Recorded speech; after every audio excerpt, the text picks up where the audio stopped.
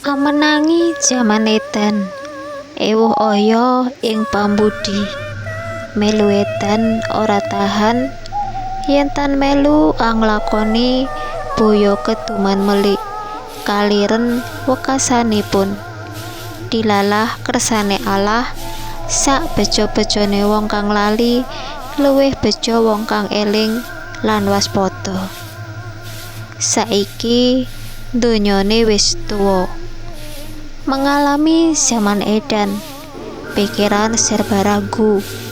Jika turut tak akan tahan, sedang tak ikut tak kebagian, berujung kelaparan.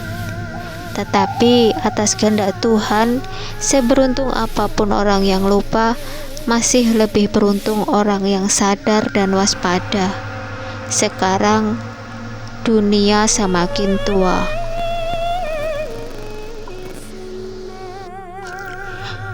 Malam ini terasa dingin menusuk tulang. Sudah beberapa minggu ini, semenjak meninggalnya seorang tetangga yang hanya berjarak beberapa rumah dan meninggal dikarenakan COVID, setiap malam rasanya kian mencekam. Apalagi setelah surup, seolah penghuni malam mulai menunjukkan eksistensinya. Banyak yang memilih diam di rumah, bersembunyi dari kelamnya malam. Bukan karena sandi kalah, tapi memang karena aturan pemerintah untuk tetap di rumah saja, tetap waspada menjaga diri dan keluarga dari banyaknya kemungkinan tertular virus corona. Kasus yang meninggal karena virus itu terbilang cukup besar. Setiap hari ada saja berita duka silih berganti berkumandang, menginfokan kabar lelayu. Kesedihan yang tak kunjung usai mewarnai hari-hari saat ini.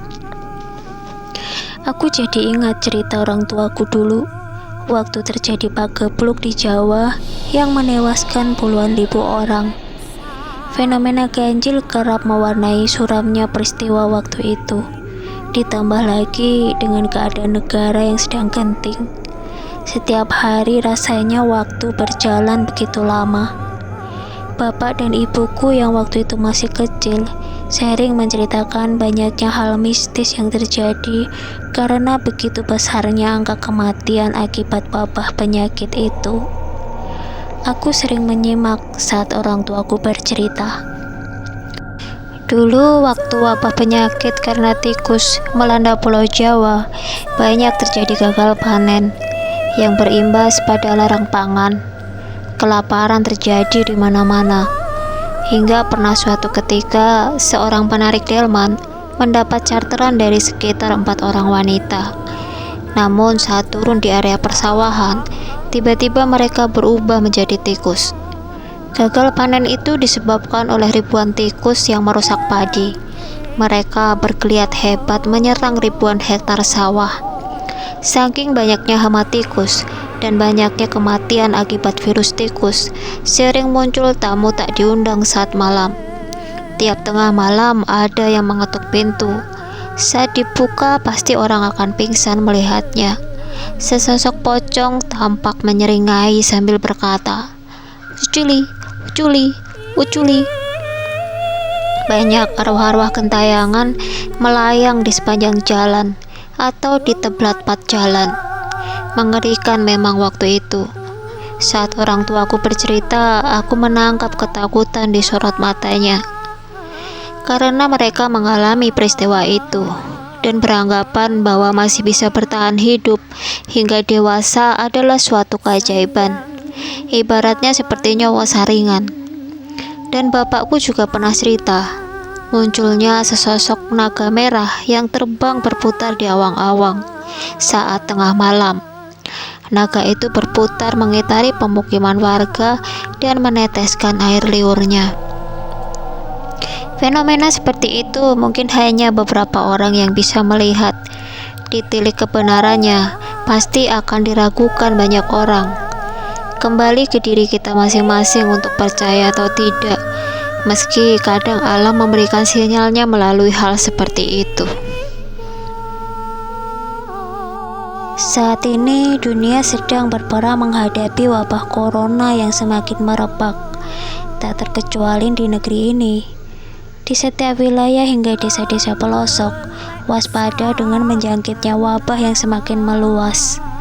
Tak kenal usia, tua, muda, bahkan anak-anak bisa tertular virus ini, hingga yang paling fatal menyebabkan kematian. Wabah corona seolah menjadi bencana dunia yang menyerang di berbagai lapisan masyarakat. Ono tirakat, ono laku prihatin, ben menungso tentrem ang lakoni urip. Ada tirakat, ada laku prihatin, biar manusia tentrem menjalani hidup ini. Penggalan kalimat itu sering terdengar saat orang-orang dulu patrap melakukan disiplin diri saat datangnya bala. Tapi sekarang banyak dari kita sudah meninggalkan cara lama karena bergesernya zaman. Pagebluk yang pernah terjadi pada masa lampau seperti terpola saat ini, terulang kembali dan menelan korban dalam jumlah yang sangat besar. Tentunya diiringi juga dengan cerita mistis yang menyelubunginya. Seminggu yang lalu, sering terdengar orang menyapu di tengah jalan. Saat tengah malam, jalanan yang sepi tanpa ada orang ronda membuat tanda tanya besar bagi siapa saja yang mendengarnya. Kebetulan waktu itu kakakku yang mendengarnya. Sempat bingung juga, malam-malam ada orang menyapu. Setelah itu kakakku mengabaikannya. Namun selang beberapa hari kemudian, suara orang menyapu tengah malam itu muncul lagi. Kakakku sempat mengintip dari balik jendela, tapi tidak ada siapa-siapa. Sungguh aneh memang, dan bikin bergidik saja karena berulang kali terdengar. Kakakku bercerita dengan orang rumah, namun mereka sempat tidak percaya. Besok malamnya suara itu muncul lagi. Saking penasarannya, keluarlah suami kakakku untuk memastikan siapa. Lagi-lagi tidak ada orang sama sekali di luar, hanya gelap malam buta. Fenomena ganjil seperti ini seolah menjadi pertanda datangnya kematian silih berganti, hingga muncul rumor tentang keranda terbang. Hal itu mungkin saja ada. Apakah ada kaitannya dengan orang menyapu di tengah malam? Silakan berasumsi sendiri ya. Mengingat hal itu dilakukan saat proses pemakaman, meski ada sebagian orang yang sudah tidak melakukannya lagi. Mungkin apabila kita bisa melihatnya, bisa saja ada serombongan makhluk yang tak kasat mata sedang melewati jalan itu dengan membawa keranda. Wallahu alam.